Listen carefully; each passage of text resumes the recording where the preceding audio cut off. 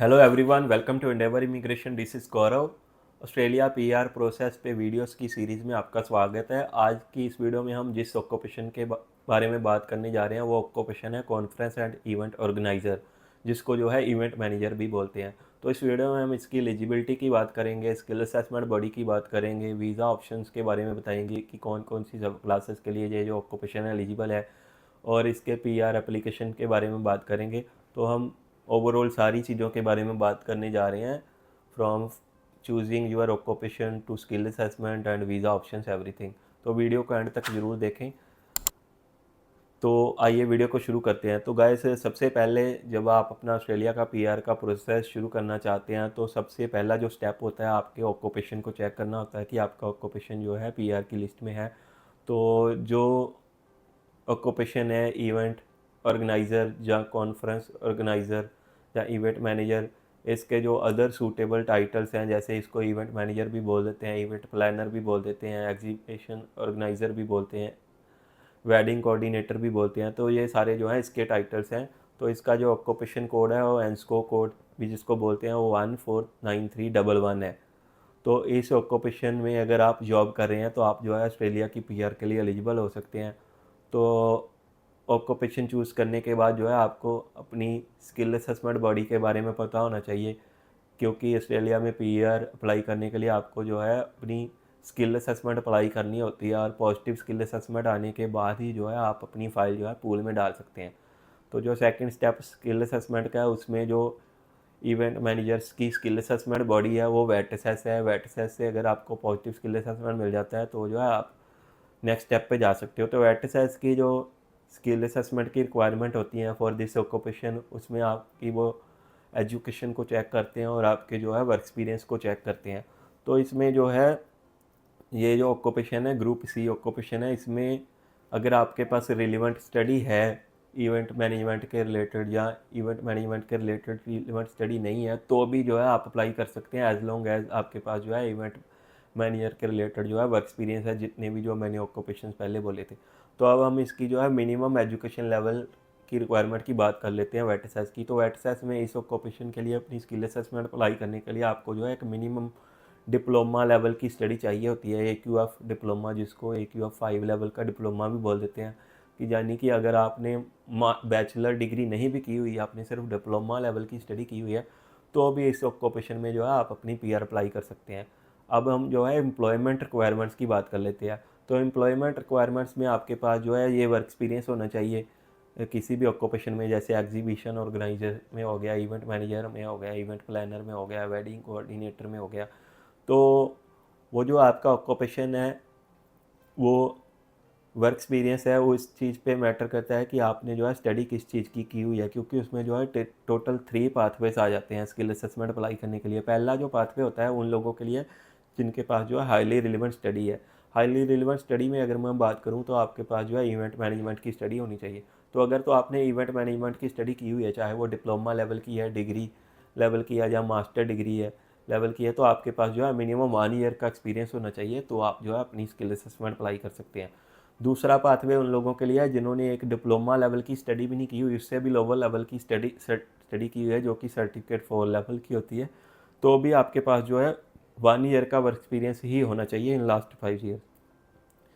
तीसरा पाथवे उन लोगों के लिए जिनके पास कोई भी रिलेवेंट स्टडी नहीं है, यानी कि आपने कोई भी ABCD स्टडी की हुई है, कोई आर्ट्स की स्टडी की है, कॉमर्स की है, बिजनेस की है, इंजीनियरिंग की है, IT की है, आपके पास कोई भी डिप्लोमा लेवल की स्टडी है, डिग्री लेवल की स्टडी है, तो भी आप जो है इस ऑक्यूपेशन में जो है अपनी स्किल असेसमेंट अप्लाई कर सकते हैं, एज लॉन्ग एज आपके पास जो है 2 साल का वर्क एक्सपीरियंस है इन लास्ट 5 ईयर्स।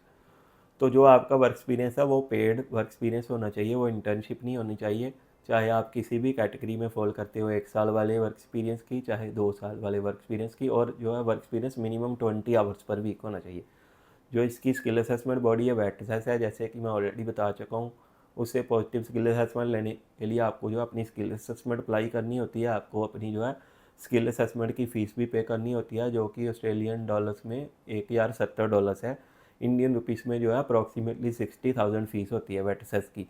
अगर आप ये फ़ीस पे करके अपनी पॉजिटिव स्किल असेसमेंट लेते हैं तो ही आप जो है ऑस्ट्रेलिया पीआर के लिए एलिजिबल हो सकते हैं नेक्स्ट स्टेप्स के लिए, जिसमें आपको जो है अपनी EOIs डालनी होती हैं डिफरेंट वीज़ा सब क्लासेस के लिए। अब हम इसके नेक्स्ट स्टेप की बात कर लेते हैं वीज़ा ऑप्शंस की, जिसमें आपको स्किल्ड ऑक्यूपेशन लिस्ट का पता होना चाहिए और सब क्लासेस का पता होना चाहिए। तो ये जो ऑक्यूपेशन है इवेंट मैनेजर या इवेंट ऑर्गेनाइज़र, ये जो है स्किल्ड ऑक्यूपेशन लिस्ट की बात करूँ तो short term skilled occupation list में अवेलेबल है, जिसमें सब क्लास 491 और सब क्लास 190 दोनों ही कैटेगरीज आ जाती हैं। तो सब क्लास 491 में अपनी EOI डालने के लिए आपके पास जो है मिनिमम 65 पॉइंट्स होने चाहिए इंक्लूडिंग स्टेट पॉइंट्स। तो इसमें जो है स्टेट आपको खुद के 15 पॉइंट्स भी देता है, तो एज लॉन्ग एज आपके पास खुद के 50 पॉइंट्स बन रहे हैं तो आप जो है EOI डाल सकते हो।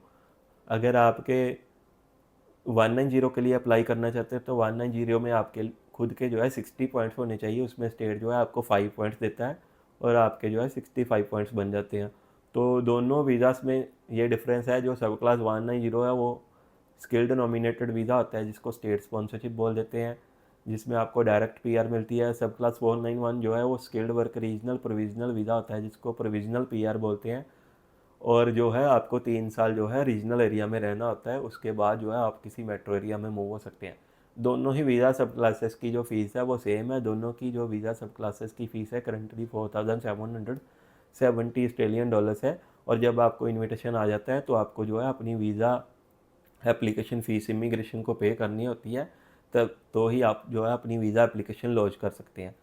तो PR के एप्लीकेशन स्टेप्स की बात करूँ तो वीज़ा एप्लीकेशन फ़ीस के साथ साथ आपको जो है अपने डॉक्यूमेंट्स प्रोवाइड करने होते हैं, जैसे कि आपके ID के डॉक्यूमेंट्स हो गए और इसके अलावा आपके सारे passport, ID, skill assessment reports होगी, वेट से इंग्लिश टेस्ट रिजल्ट्स हो गए, वर्क एक्सपीरियंस के डॉक्यूमेंट्स हो गए और इसके अलावा पुलिस क्लियरेंस सर्टिफिकेट्स हो गए। ये सारे डॉक्यूमेंट्स जो है आपको प्रोवाइड करने होते हैं इमिग्रेशन को, जब आपको जो है इन्विटेशन आ जाता है और आप जो है वीज़ा अप्लाई करने जा रहे हैं।